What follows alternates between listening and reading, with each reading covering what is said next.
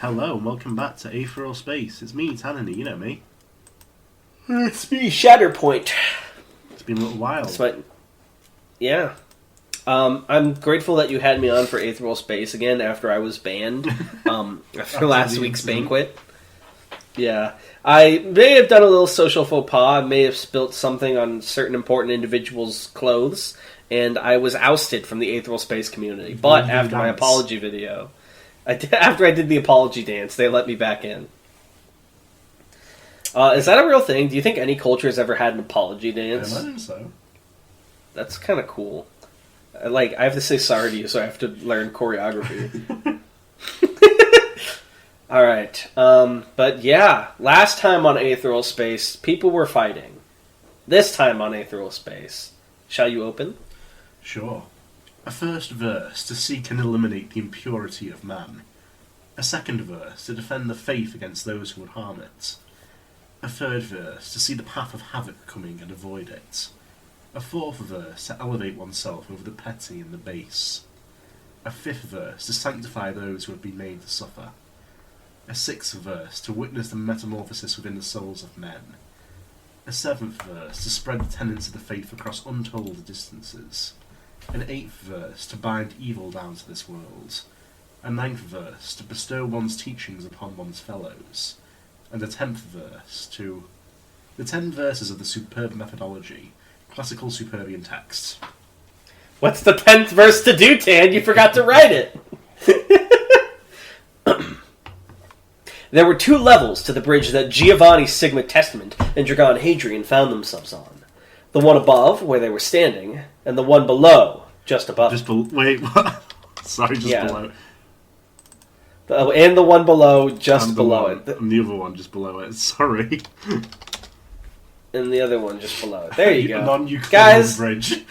Have you heard that Tan was sick today and needs to edit the official version on Royal Road? Both levels were lined... Right. Maybe, only because you're so sick. And I empathize with your, going total useless mode when you're sick. I told Donnell I might not be able to finish it. One, I did finish it. Hey, good job. Were you by any chance influenced by RRRs? Oh dear. Both levels were I wouldn't notice it, but there might be some stuff in there, some comments. Yeah, you'll see fucking Dragon clasp hands with... It's it's subtle.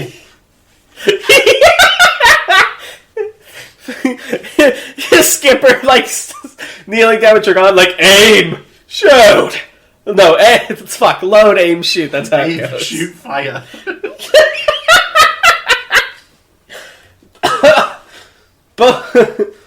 Both levels were lined with consoles, now manned only by the dead. Many of those consoles had been ravaged by Dragon's initial barrage, reduced to little more than warped metal and sparking light, but those directly behind Giovanni had survived. Giovanni doubted Dragon would unleash such a massive attack again. If he wanted to prevent the FTL sequence, he'd need an interface to do it from. Outside the great window, the black of space, full dark, no stars. From this position, not even the other two great ships of the final church were visible. Giovanni made note of it all. One way or another, this was the room he would die in. If nothing else, he would do it the courtesy of noticing it. Shall we end this, then? Giovanni went to say that, to bring some dignity to this sad encounter. But before he could, Hadrian vanished, recording himself into electric blue aether. Steeling himself, Giovanni kept track of the moving aether cloud with his eyes, the first verse creating 6 spears floating over each of his shoulders. He'd skewer Hadrian the moment he appeared. The Cogitant clearly wasn't playing any games, and neither would he. Whatever trick Hadrian intended on using, Giovanni would overcome it with sheer force. That was his first mistake. He'd expected a trick. The aether cloud rushed towards Giovanni in a straight line, Hadrian rematerializing at the last possible movement. His angry blue eyes looked into Giovanni's shocked red ones. The last thing he'd expected was a frontal assault, especially after last time. At this close range, firing the spears off like bullets would be ineffective. Giovanni whipped his hands out and seized 2 of the spears out of the air, swinging them at Hadrian's torso. They weren't slashing weapons by any means, but even used as clubs they would be able to do serious damage. If they managed to hit him, that was. Hadrian vanished into aether again right before the spears hit him, the blue blur moving above Giovanni before materializing once more. Grim purpose in his eyes, Hadrian fell down towards Giovanni from the ceiling. "Shamanite shotgun!" he cried, aether flaring around him. Another ranged attack, clumsily set up and easy to deal with. Giovanni held a hand up to meet the assault. "Second verse," he replied. The red shield appeared around Giovanni, dispelling his spears in the process, but the expected bullets never came. Instead, Hadrian simply continued to fall towards the shield, pulling his fist back for a punch. Alarm spiked through Giovanni's brain. It had been a bluff! Just because Hadrian called out the ability's name didn't mean he was actually using it. All he'd really done was put on a show by flaring his aether. Even so, though, what did he hope to accomplish? Whether he struck the shield with a projectile or struck it with his fist, the result would be the same. No matter how much Hadrian's resolve had been hardened, he wouldn't be able to smash! Hadrian's fist broke right through the barrier and struck Giovanni in the face. Pinpoint aether usage. Dragon had only seen it actually used once, when he'd confronted Helga back on Yaslif, but the principle of the technique was fairly easy to understand. Ordinarily, he'd infuse his entire body with aether, applying a consistent level of power to every part. Now, though, he was focusing all of the aether he had at his disposal into the tip of his knuckles, and in his current state of mind, he had a lot of aether. It was a risky maneuver. If he was hit by an attack while doing this, it would be an instant defeat. But once he tricked Giovanni into blocking, he'd had nothing to fear. His fist broke through the barrier like it was glass, and when it finally hit Giovanni's jaw, it felt much the same. Giovanni went flying back across the room, flipping in the air. However, a red chain quickly erupted from his back and latched onto the window, stopping his flight and pulling him onto the glass surface instead. He landed feet first, nearly vertical on it, wiping the blood from his mouth. Dragon caught his breath, keeping careful watch over his adversary. He didn't know how many more times he could get away with it, but he could break through that crystal shield. Now Giovanni would have to keep moving or use that auto-dodge ability to reliably avoid his attacks. Plus, that wasn't the only trick he had up his sleeve. "Approaching you now would be foolish," Giovanni called out, still trying to turn this into a conversation. "I'd be best to switch to a wholly ranged Gemini shotgun!" This time it wasn't a bluff. A barrage of debris burst out of Dragon's aether and zoomed towards Giovanni. "Second verse!" So long as he knew for sure that the attack would be a ranged one, Giovanni could use his crystal shield without fear. Even if Hadrian used this attack as a smokescreen to get closer, Giovanni would be able to see him coming and act accordingly. But Dragon Hadrian did not move. Giovanni's eyes widened. No, not towards Giovanni. Dragon sent his projectiles flying towards the window. He'd applied the principles of pinpoint aether to them, abandoning defense entirely to enhance the power of his shots. And now as they struck the glass, that investment paid off. The window shattered, and air began to flood out of the room, black space doing its best to claim them. Pinpoint aether is kind of cool because it also requires confidence, because you have to know that your gambits won't result in you getting hit and consequently dying. It's like a next level power. I love it. Giovanni's shield shattered from the sudden shift in pressure, but before he could fly out into the dark, he used another of his chains to attach himself to the far wall. His limbs dangled behind him as the chain rattled, pulled to the breaking point by the air pressure and the loose metal that smashed against him on the way out. Dragon just recorded himself into Gemini world, choosing to sit out the maelstrom entirely. 8 seconds. Giovanni's eyes were squeezed shut, his mouth forced open by the force pooling at his body. 9 seconds. One by one, broken consoles and dead bodies flew out into the darkness, becoming little more than tiny floating dots. 10 seconds! And finally, a metal shutter screeched down, slamming shut over the broken window and restoring order. Giovanni collapsed to his knees, the chain turning slack in the moment before it dissipated. He went to take a deep breath, only to abandon it as Dragon appeared before him, fist pulled back for another punch. At this close range, his shield was a non-starter, and Hadrian would just smash through it anyway. However, if Giovanni received a punch to the face with the full unbroken strength of that pinpoint aether, the damage would be devastating. But Hadrian could only damage that which he could touch. The reverse! His auto-dodge activated, reflexively twisting his body at an impossible angle to avoid the blow. His bones softened and stretched to accommodate the unnatural pose, his head twisting nearly 180 degrees. Rather than strike him in the face, Hadrian's arm just brushed harmlessly against the side of his neck. Giovanni smirked. First verse! He materialized another spear in his hand and lunged at Hadrian, ready to run him through before he could vanish again. Only to notice that the Cogitant too was grinning. Cold weight settled in Giovanni's stomach. He didn't know how, but he knew by instinct alone that he'd somehow been outdone. Hadrian opened his mouth, and at the same time, as quick as he could, so did Giovanni. 10th verse! Gemini shotgun! There was a blast of blue, and a flare of pain. Popcorn, because my throat hurts really bad. When Dragon used a Gemini shotgun, he was able to make the projectile appear in a fairly small area around him. The furthest away he could materialise it at the moment was over one of his shoulders. That was its first flaw. The second flaw was the flashiness of its materialisation. The bolt of blue that accompanied it gave their enemies a crucial second to realise it was coming and react. In battle, and especially against Giovanni's Sigma Testament, that instant could be the difference between a kill shot and a dodge. So, for this battle, Dragon had decided to think outside the box, or inside it, depending on your position. Surely Giovanni could only auto-dodge an attack that, on some level, he could see coming. A point-blank shot without a second's warning would hit him just as much as it would hit anyone then.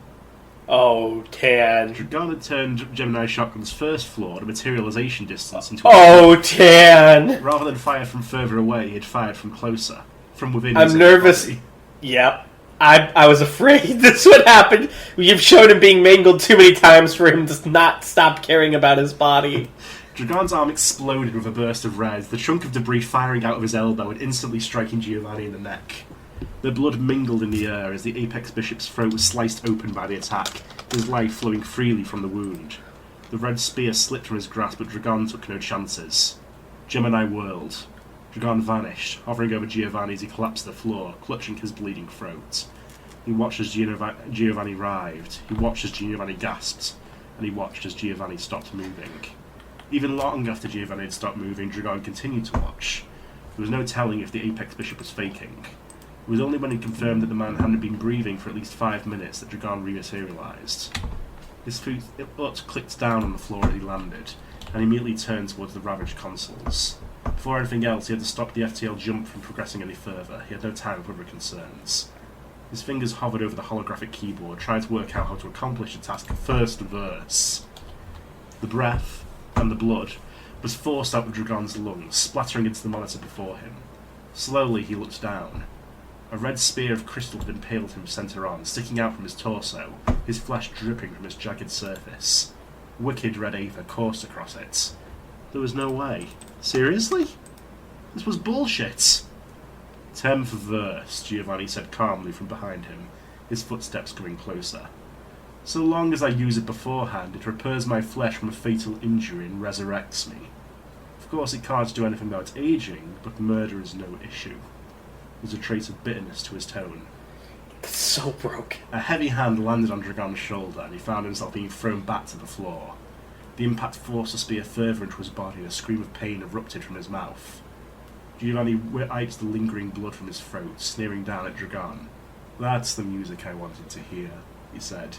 Now, shall we end all of this? Oh my god, this was a very violent chapter. I can see why Lan loved this so much.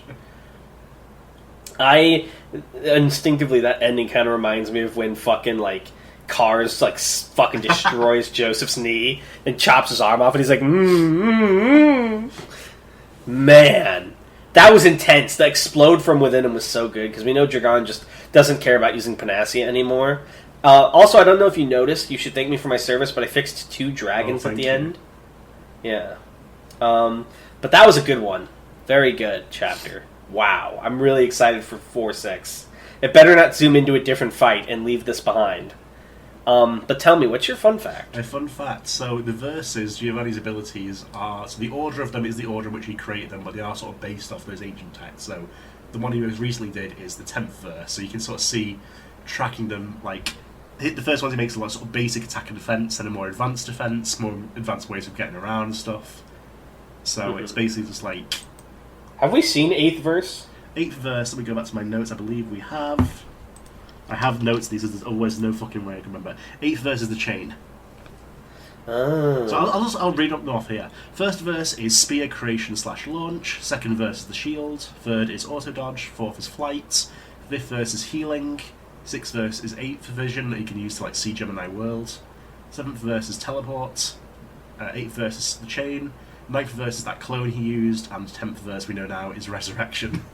So what was the original ending to that starting line? What was the 10th verse to? It's like life after death. It's like immortality, that sort of thing.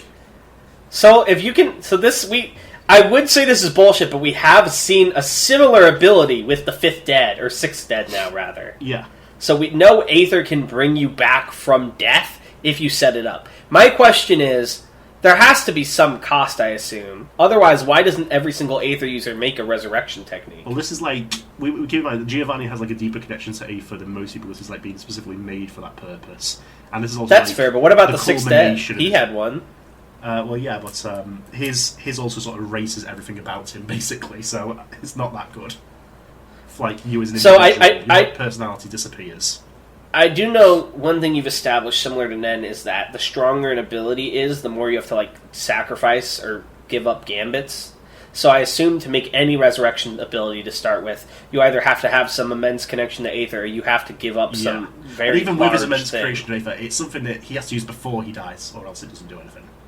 Like, I could imagine Dragon having something similar, but he gives up, like, more and more of his mind or sanity, and he, like, we would see that with, like, his mind palace fucking collapsing, his archive collapsing, and, like, getting ruined or something. I don't know. But, so not just anyone can make one then. No, it's pretty exceptional circumstances. Well, this one kind of already worries me, though, because now that we know 2 cases of these, there's no way in hell the Supreme doesn't have a resurrection technique. So I'm almost worried now that Skipper's plot is all for naught. But there's got to be some way to beat it, right? Well, we noticed he used the 10th verse before he got there. Yeah, why wouldn't he just always have it on, though? You can say. It's like a counter. Maybe. I would guess if he had used more abilities that he can only use it after using the other 9 verses first. But I don't think he used all 9, so I don't think that's it. Anyway, thank you guys for watching, and we'll see you next time. Bye! You okay? Yeah, hang on, let me end the...